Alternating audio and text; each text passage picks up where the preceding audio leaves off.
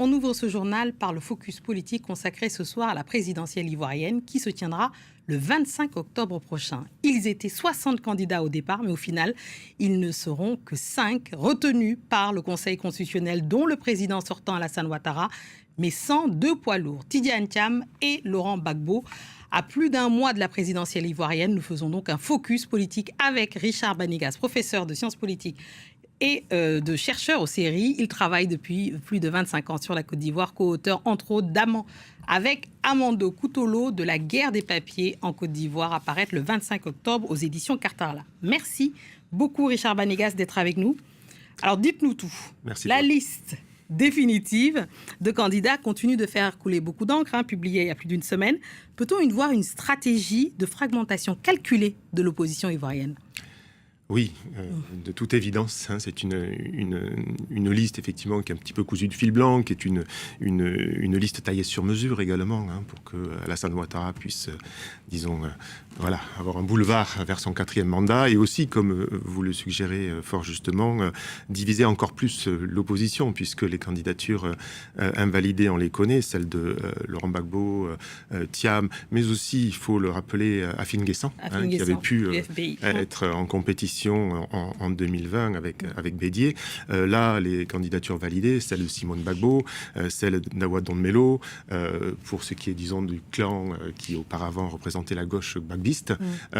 C'est aussi des coins, disons, portés dans le camp Gbagbo. Et puis Jean-Louis Billon, qui a pu se présenter en candidat libre, issu de la famille PDCI, en rivalité avec Thiam. Donc ça va être compliqué. Pas sûr que ces candidats-là puissent récolter les voix de ces partis dont ils ont été plus ou moins exclus.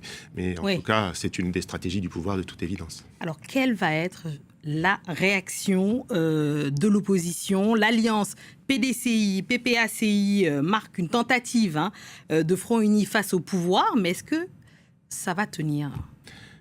Pour l'instant, l'opposition est dans une position un petit peu attentiste, je dirais, avec peut-être aussi en tête, on n'y songe peut-être pas assez, le scénario sénégalais, où Macky Sall avait, in fine, au bout de quelques semaines de crise, vous vous en souvenez, permis à ses opposants alors en prison d'entrer dans le jeu, et ils l'ont gagné. Il est peu probable que le gouvernement ivoirien accède à ce genre de demande. Pour l'instant, c'est assez peu probable.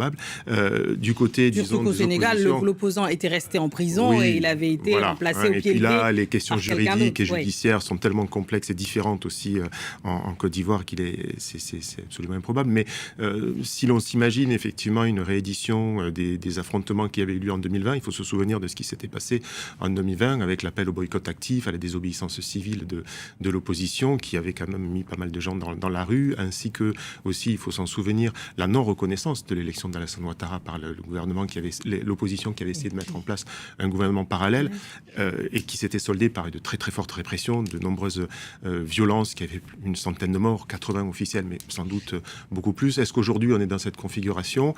Potentiellement, vous le disiez, l'opposition s'est unie, les partis d'opposition sont unis, en particulier le PPACI et le PDCI, donc c'est une force de frappe qui est quand même potentiellement importante. Ils ont également créé ce mouvement Trop c'est trop, en essayant de surfer aussi sur la grogne sociale, sur des mouvements sociaux sur lesquels nous pourrons aussi revenir, qui sont très puissants également, très forts.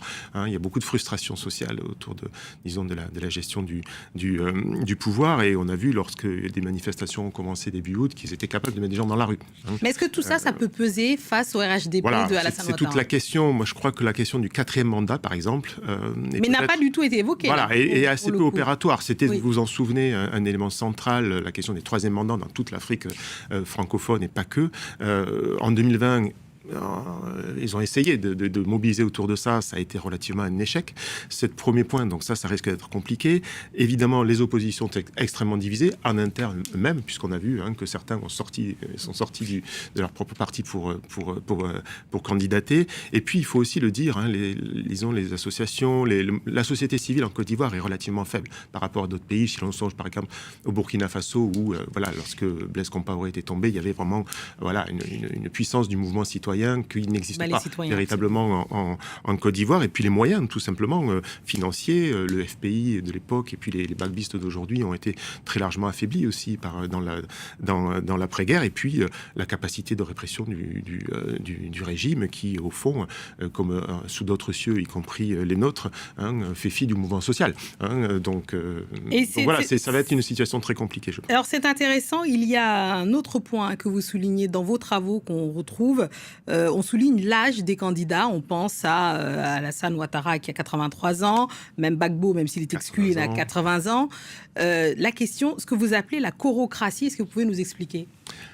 Le coro en malinké, dans le nouchi, c'est l'aîné, c'est le doyen auquel on doit respect. La corocratie, donc c'est aussi le poids des anciens, la gérontocratie, pour aller vite. Et cette question du clivage générationnel sur laquelle moi je travaille depuis 25 ans, il s'est encore aiguisé ces dernières années. En 2020, on avait pu écrire effectivement dans cet article-là qu'on était face à une espèce de crise un peu ultime de la corocratie, avec cette génération vieillissante qui refuse effectivement de quitter la scène, alors même que depuis une vingtaine d'années, de nouvelles générations sont apparues, y compris pendant le conflit, comme dans toute situation de guerre, de nouvelles générations politiques apparaissent. On avait pensé évidemment que Soro ou Blé Goudé auraient pu un jour prendre le relais, et puis finalement non, ils ont été l'un et l'autre, marginalisés. Et donc cette situation-là, elle est toujours cristallisée, elle est toujours sous-jacente, me semble-t-il, à l'évolution du champ politique ivoirien. Elle est aussi explosive, parce qu'évidemment,